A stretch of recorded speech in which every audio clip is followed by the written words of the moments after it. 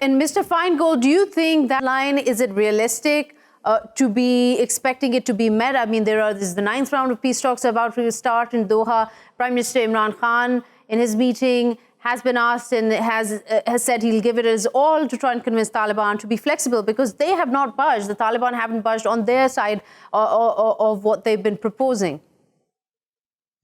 Well, that's the key. The U.S. negotiating positions are fairly clear. What they're seeking is fairly clear. Mm-hmm. But what has to budge, who has to move, is the Taliban, and whether or not they're willing to agree.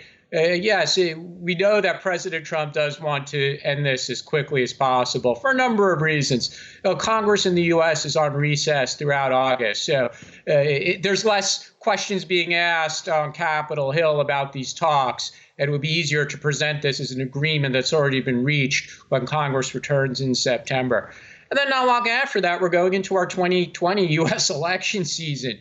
So President Trump certainly wants this not hanging over his administration as an unresolved issue. And frankly, he wants to present it as a foreign policy success story, that he has made a deal with the Taliban where his predecessors, President Obama and President Bush, were unable to achieve that.